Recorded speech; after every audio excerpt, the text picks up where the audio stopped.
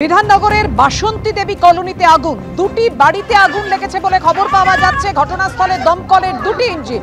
সরাসরি সেই ছবি আপনাদের সামনে রেখেছি। আমাদের সঙ্গে রয়েছেন আমাদের প্রতিনিধি সৌমিত্র রায়। সৌমিত্র, এই মুহূর্তে কি পরিস্থিতি?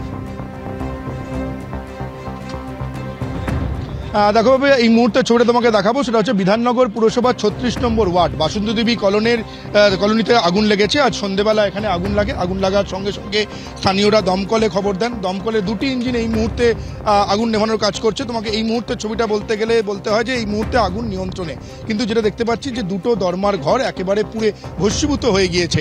আগুন লাগার কারণ সম্পর্কে এখনো পর্যন্ত অফিসিয়ালি দমকলের তরফে কোনো রকম কারণ জানানো হয়নি। তবে স্থানীয়রা যেটা অনুমান করছে বা দমকলের তরফে যেটা প্রাথমিকভাবে অনুমান করা হচ্ছে যে এখানে আজ সন্ধ্যেবেলা আগুন লাগে, যে সময় আগুন লাগে এই দরমার ঘরে যারা বাসিন্দারা ছিলেন তারা এখানে সন্ধে দিচ্ছিলেন। ফলে সন্ধে দেওয়ার সময় ধূপ ধুনো থেকে হয়তো ইলেকট্রিক শর্ট সার্কিট বা ধূপ ধুনো থেকে এখানে আগুন লেগে থাকতে পারে, এমনটাই প্রাথমিক অনুমান করা হচ্ছে। তবে আগুন লাগার যে কারণ, সে কারণ সম্পর্কে তদন্ত হবে। এই মুহূর্তে তুমি দেখতে পাচ্ছ দুটো ঘর একেবারে পুড়ে ছাই হয়ে গিয়েছে, ভস্মীভূত হয়ে গিয়েছে। কিছু অংশ ঘরের অবশিষ্ট নেই দেখতে পাওয়া যাচ্ছে, যেহেতু ধর্মার ঘর। তো ফলে পাপিয়া তুমি বুঝতেই পারছো খুব দ্রুত আগুন ছড়িয়ে এখানে আগুনের যে লেলিহান শিখা, সেই লেলিহান শিখা ছড়িয়ে পড়ে এবং আগুন ভয়াবহ আকার নেয় এবং বাঁশ কাঠ দিয়ে দরমার ঘর। তার ফলে আগুন লাগার সঙ্গে সঙ্গে যে দ্রুততার সঙ্গে এই আগুন লেলিহান শিখা চারিদিকে ছড়িয়ে পড়ে এবং একেবারে খুব অল্প সময়ের মধ্যেই যে দুটো ঘর দরমার ঘর একেবারে পুড়ে ছাই হয়ে গিয়েছে। তুমি দেখতে পাচ্ছ কিছু অবশিষ্ট নেই। দমকলের কর্মীরা এই মুহূর্তে তারা কাজ করছেন, যেটা দমকল সূত্রভাবে জানা যাচ্ছে। আগুন এই মুহূর্তে নিয়ন্ত্রণে, কোনো রকম আগুনের শিখা আমরা দেখতে পাচ্ছি না।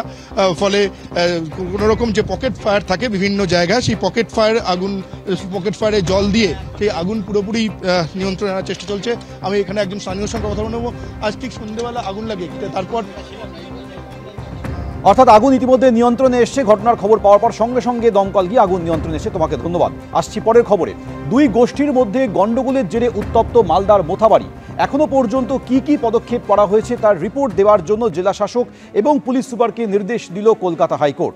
বিচারপতি সৌমেন সেন ও বিচারপতি স্মিতা দাসদের ডিভিশন বেঞ্চ মন্তব্য করে ঘটনাটি স্পর্শকাতর।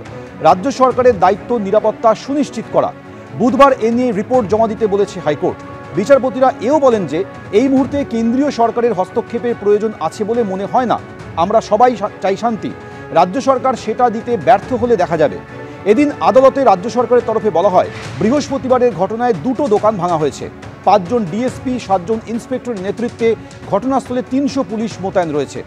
এই ঘটনায় এখনো পর্যন্ত 34 জনকে গ্রেফতার করা হয়েছে। আমরা দুই ধরনের ভিডিও পেয়েছি, কিছু ভিডিও ঠিক, কিছু ভুয়ো। এরপরই কলকাতা হাইকোর্টের ডিভিশন বেঞ্চ বলে রাজ্য সরকারকে ফেসবুক লাইভ এবং ভিডিও ফুটেজ খতিয়ে দেখতে হবে। গত সোমবার থেকে অশান্ত মালদার মোথাবাড়ি। গতকাল অশান্তি চরমে ওঠে। দোকান এবং গাড়িতে ভাঙচুর করা হয়, রাস্তায় আগুন জ্বালিয়ে বিক্ষোভ দেখানো হয়। পাল্টা পরিস্থিতি নিয়ন্ত্রণে লাঠিচার্জ করে পুলিশ। কাঁদানে গ্যাসে শেল ফাটানো হয়। 6টি মামলা রুজু করেছে পুলিশ। মোথাবাড়ির ঘটনায় প্রতিবাদে আজ মালদার ইংরেজ বাজারে জাতীয় সড়ক অবরোধ করেছিলেন স্থানীয়দের একাংশ। মোথাবাড়ির ঘটনার প্রতিবাদে দিকে দিকে বিক্ষোভ দেখায় বিজেপি। আজ মোথাবাড়িতে যাওয়ার পথে ইংরেজ বাজারে বিজেপি প্রতিনিধি দলকে আটকায় পুলিশ। বাঁকুড়া শহরের স্টেশন মোড়, হুগলির ব্যান্ডেল এবং ঠাকুরপুকুরে প্রতিবাদ কর্মসূচি পালন করে বিজেপি।